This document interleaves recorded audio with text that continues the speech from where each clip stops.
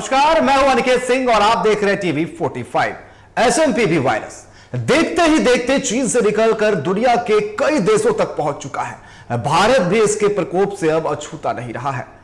जितने मामले भारत में मिले हैं उससे ज्यादा चिंता सरकार और स्वास्थ्य विभाग को है, और चिंता का ही असर है कि राज्य से लेकर केंद्र सरकार अलर्ट मोड पर आ चुकी है और गाइडलाइन भी जारी की जा चुकी है। इस पर बनी एक रिपोर्ट देखिए।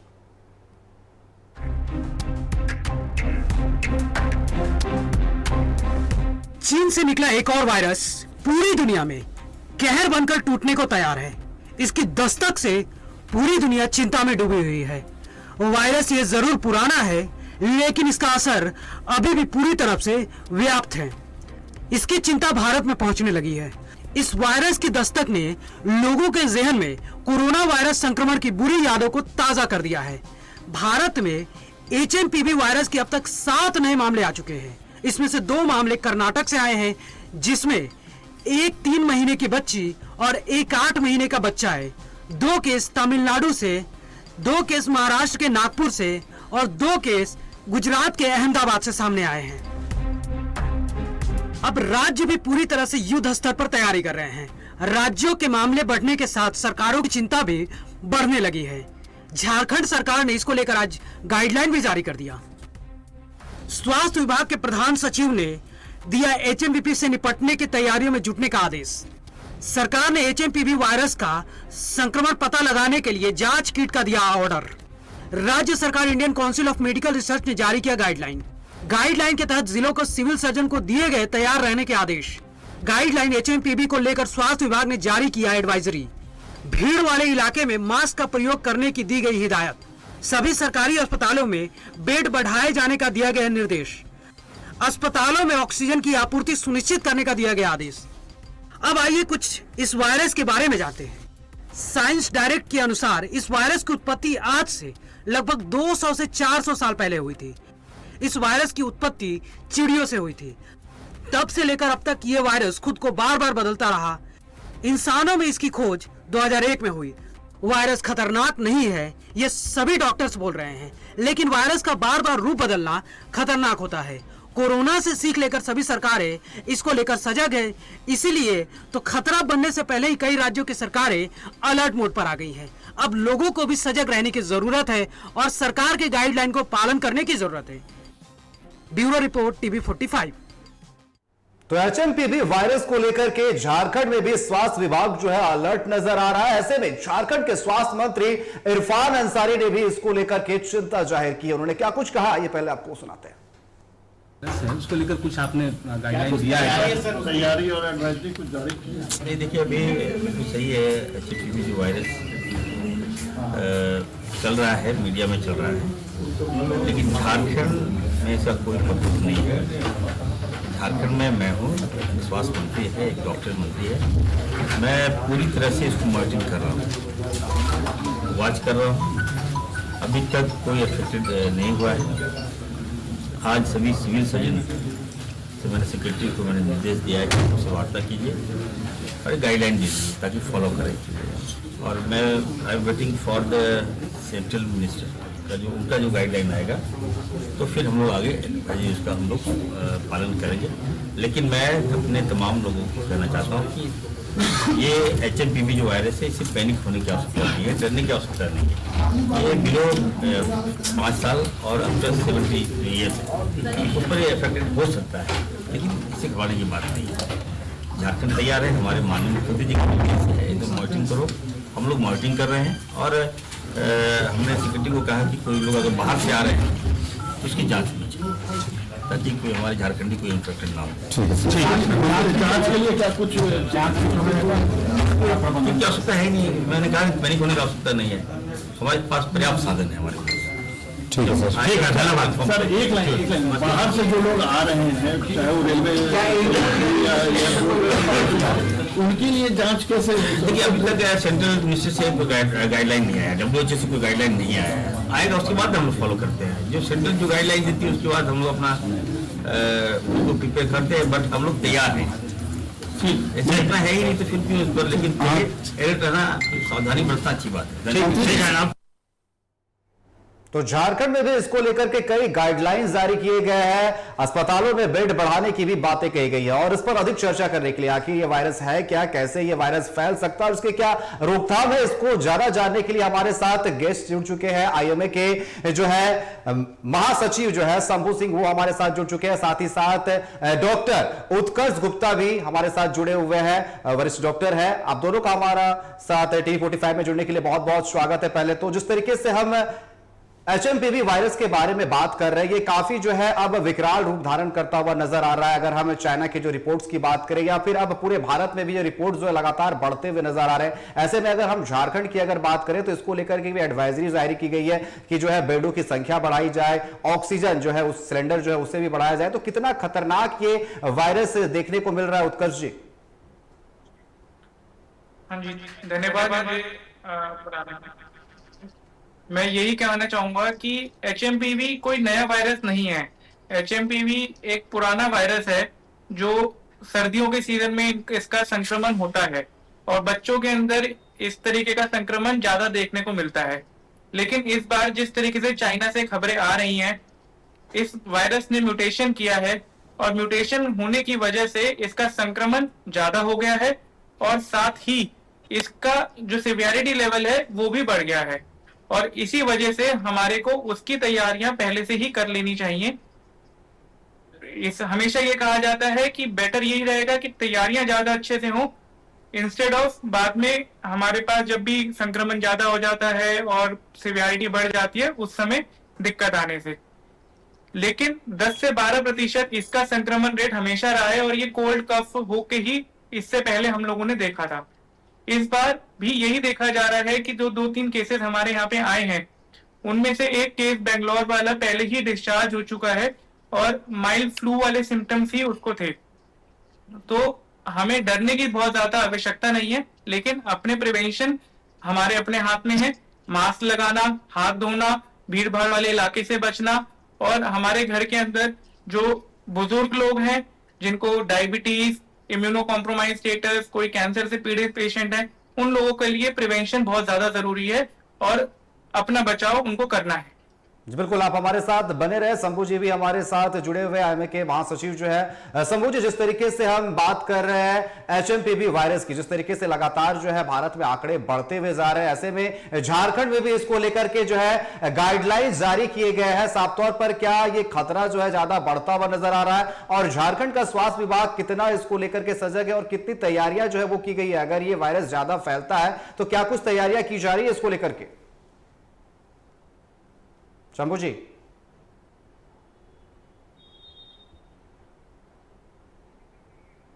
शंभू जी, क्या आप तक मेरी आवाज पहुंच पा रही है? जिस तरीके से ये वायरस लगातार फैलता हुआ जा रहा है, ऐसे में झारखंड में जिस तरीके से एडवाइजरी जारी की गई है, कुछ गाइडलाइंस दिए गए हैं, क्या लगता है अगर ये वायरस और ज्यादा फैलता है, झारखंड में भी पहुंचता है, तो क्या कुछ तैयारियां जो है मुकम्मल की गई है?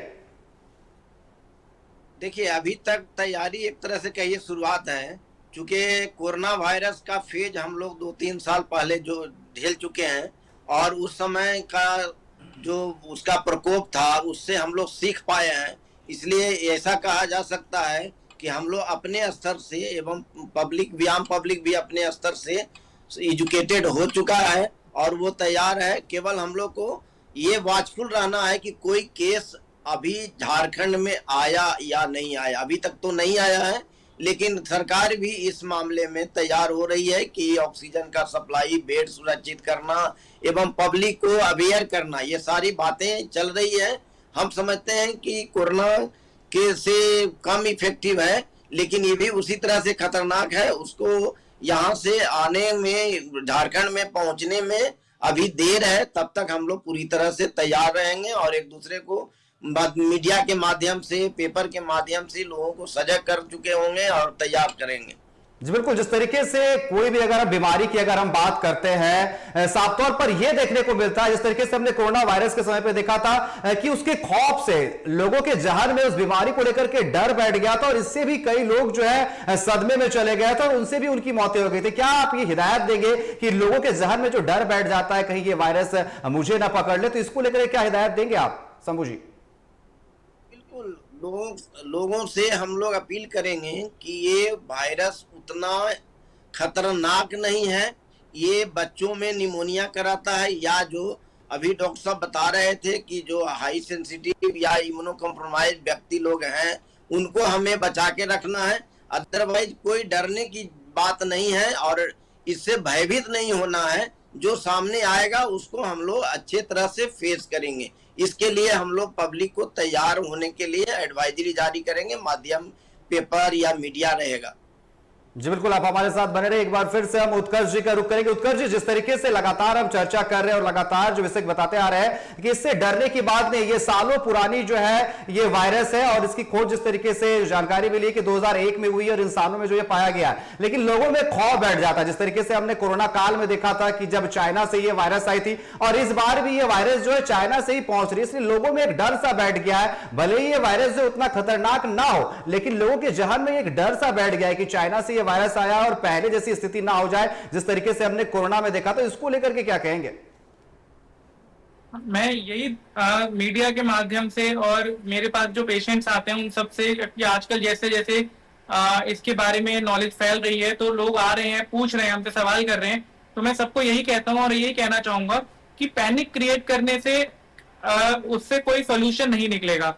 हमारे को अगर वायरस है, वायरस में म्यूटेशन हुआ है और बीमारी फैल रही है तो उससे लड़ने की क्षमता को डेवलप करना पड़ेगा।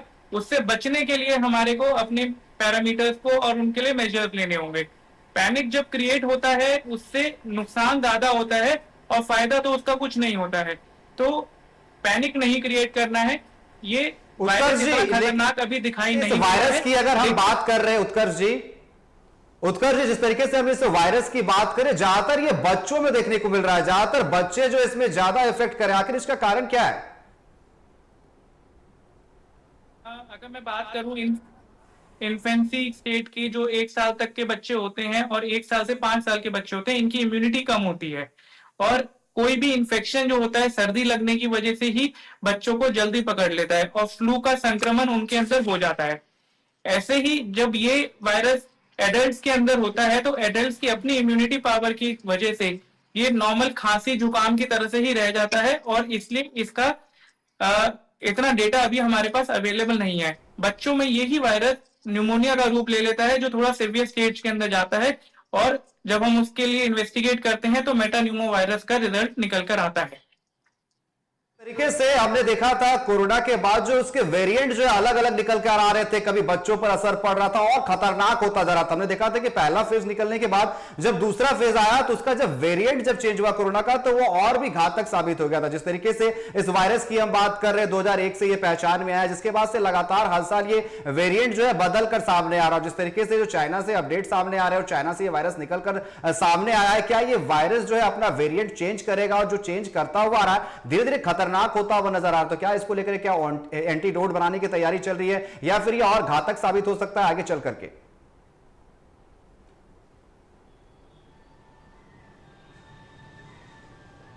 उत्कर्ष जी, क्या आप तक मेरी आवाज पहुंच पा रही है?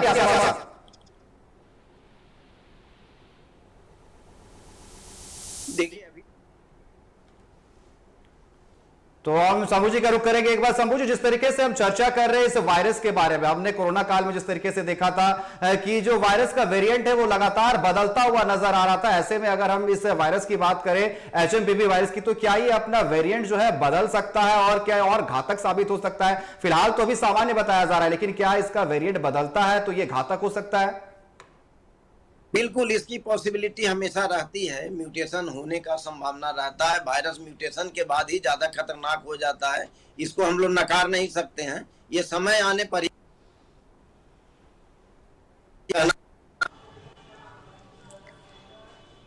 जी बिल्कुल, हमारे साथ उत्कर्ष जी भी जुड़े हुए। उत्कर्ष जी, जिस तरीके से हम इस वायरस की चर्चा कर रहे थे और साफ तौर पर लगातार हम चर्चा कर रहे हैं दोनों से, और शंभू जी का रुख हम एक बार फिर से करेंगे। शंभू जी, जिस तरीके से इस वेरिएंट की हम बात कर रहे हैं कि वेरिएंट जो है बदलेगा तो खतरा जो है वो बढ़ेगा, इससे इनकार नहीं किया जा सकता है। लेकिन अगर खतरा बढ़ता है, जिस तरीके से हम झारखंड की बात कर रहे हैं, हमने देखा था कि कोरोना काल के टाइम पर कोरोना वॉरियर्स जो थे लगातार जो है लड़ते हुए नजर आए। हालांकि कई जाने गई, लेकिन इसके बाद जो वहां पर वेरिएंट लगातार चेंज हो रहे थे। अब जिस तरीके से लोगों में ये डर बैठा हुआ है कि लगातार भारत में जिस तरीके से आंकड़े बढ़ रहे हैं, कल 3 आंकड़े थे, आज 7 आंकड़े हो गए, ऐसे में लोगों के जहन में अब ये डर बैठता हुआ जा रहा है कि कहीं ये जो वायरस है वो विकराल रूप ना धारण कर ले।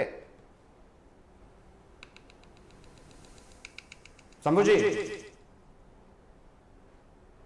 कीजिए, पहले तो हम लोग टीवी पर इंतजार कर रहे थे, एक एक केस, दो दो केस सुनाई पड़ रहा था। अब धीरे धीरे बढ़ते बढ़ते पूरी तरह से जब फैल गया तो हम लोग आतंक के साये में जीने लगे कोरोना का। तो वो संभव है, उस तरह से बातें आ सकती हैं, क्योंकि आवागमन तो रुका नहीं है, इसके लिए रोका नहीं जा सकता है। विदेशों से लोगों का आना जाना लगा हुआ है, तो लोग आएंगे तो संक्रमण आएगा ही। और अभी जिस स्टेज में है कि लोग इससे इत्मीनान है, माने इससे ज्यादा चिंतित लोग नहीं है, अवेयर नहीं है, तो संक्रमण आने का संभावना है। संक्रमण आएगा, अगर म्यूटेशन उसमें होगा तो निश्चित रूप से ये ज्यादा खतरनाक होगा। हम लोग उम्मीद करेंगे इसके लिए कि ज्यादा खतरनाक हो भी सकता है, और उसी हिसाब से अपने आप को, पूरे राज्य को तैयार भी करना चाहेंगे। जी बिल्कुल, आप हमारे साथ जुड़े रहे। उत्कर्ष जी का हम रुख करेंगे। उत्कर्ष जी, जिस तरीके से लगातार हमने देखा था कि जब कोरोना का पहला वेव आया था उस दौरान ज्यादा लोगों की मौतें नहीं हुई थी, लेकिन जब उसका दूसरा फेज आया उसने ज्यादा जो है यहां पर मौतें हुई और काफी लोग उसके शिकार हुए। तो क्या लगता है कि ये जैसे जैसे अपने वेरिएंट में बदलाव कर रहा है, साल दर साल जैसे ये बढ़ता जा रहा है, क्या लग रहा है कि ये आगे और तबाही मचा सकता है ये वायरस?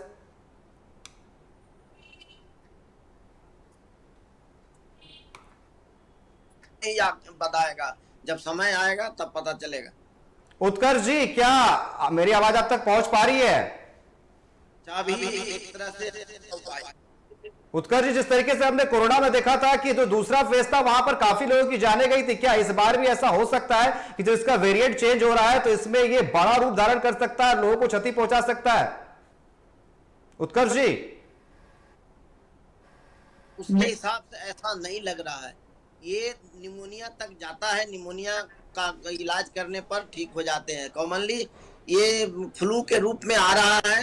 कुछ बच्चे में जो निमोनिया क्रिएट किए हैं उन्हीं का एक आध दो बच्चे का शायद जान गया है, अदरवाइज ये उतना भयानक नहीं है जैसा अभी तक सामने आया है तथ्य। जी बिल्कुल, आप हमारे साथ बने रहे। उत्कर्ष जी, जिस तरीके से हम लगातार चर्चा कर रहे हैं कि हमने देखा था जब कोरोना का टाइम आया था उस वक्त जब दूसरा फेज आया उस दौरान जो है काफी ज्यादा मौतें हुई, तो यहां भी क्या इस तरीके से देखा जा सकता है इसका वेरिएंट लगातार बदल रहा है, ये ज्यादा और घातक साबित हो सकता है? उत्कर्ष जी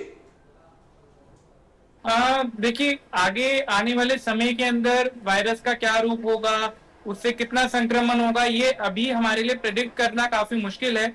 ये भी एक इनिशियल स्टेज है जहां पे 2-3 केसेस हमारे यहाँ आए हैं।